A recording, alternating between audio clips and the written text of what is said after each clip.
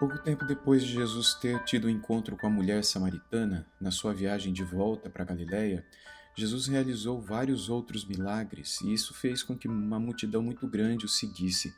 Ele passou de novo por Caná da Galiléia, onde ele havia transformado a água em vinho, e ali ele curou o filho de um alto oficial do rei. Depois ele curou um paralítico mais próximo ao mar da Galiléia, e aí então ele decidiu atravessar o mar da Galiléia, da região onde ele estava para o outro lado do mar.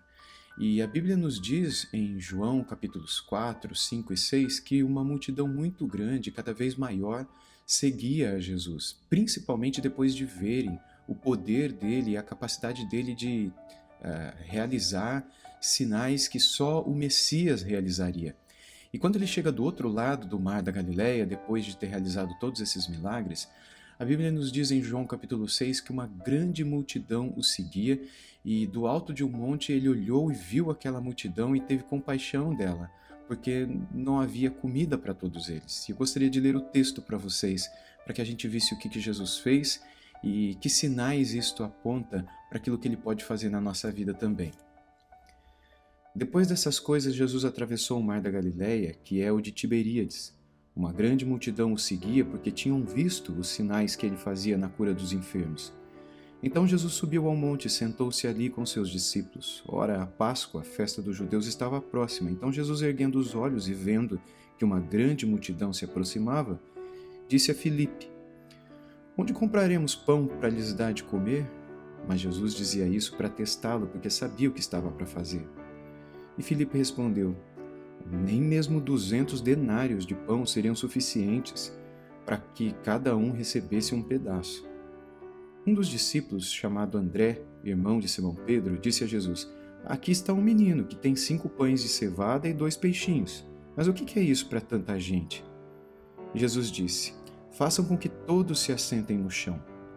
Havia muita relva naquele lugar, e assim os homens se assentaram, e eram quase 5.000. Então Jesus pegou os pães e, tendo dado graças, distribuiu-os entre eles e também igualmente os peixes, tanto quanto queriam. E quando já estavam satisfeitos, Jesus disse aos seus discípulos: Recolham os pedaços que sobraram, para que nada se perca. Assim, pois, o fizeram e encheram 12 cestos de pedaços dos 5 pães de cevada que sobraram, depois do que todos tinham comido. Quando as pessoas viram o sinal que Jesus havia feito, disseram: Este é verdadeiramente o profeta que devia vir ao mundo. Jesus ficou sabendo que estavam para vir com a intenção de fazê-lo rei à força.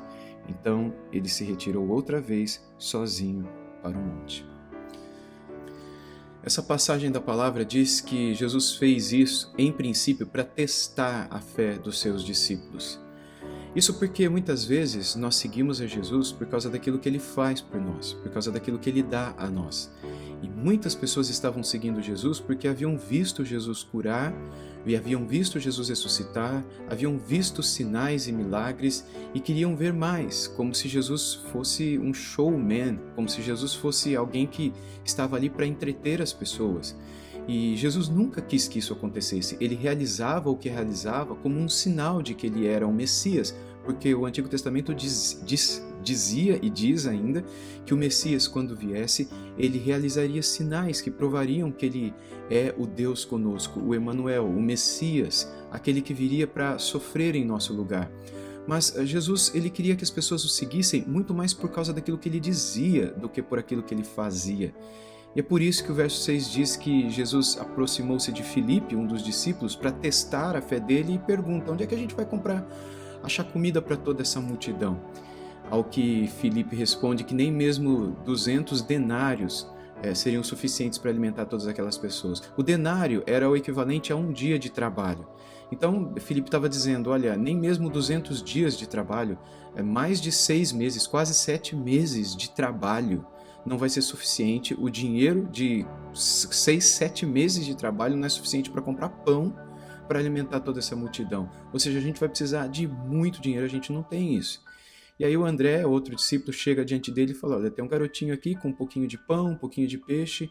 Jesus manda todo mundo sentar e ele dá graças por aquilo e pede para que eles distribuam entre as pessoas que estavam sentadas na grama, uma grande relva, era uma grande multidão, só de homens, tinham 5.000 homens, então realmente uma multidão, e todos comem, e no final Jesus pede para que os apóstolos recolhessem aquilo que havia sobrado, e eles recolheram 12 cestos cheios. Literalmente o que havia sobrado eram 12 cestos. É impressionante que é um para cada apóstolo pegar. Mais uma vez, eu volto ao ponto. Jesus estava querendo testar a fé dos apóstolos. Nenhum deles ficaria sem segurar um cesto na mão, cheio de peixe e cheio de pão, que vieram a partir de alguns poucos pães e alguns poucos peixes que um menininho cheio de fé chegou para Jesus e disse: olha, eu tenho isso daqui, se o senhor quiser dar para as pessoas. Muitas vezes Jesus quer nos testar para que a gente tenha fé como daquele garotinho, cujo nome a gente não sabe e cuja biografia a gente também não conhece.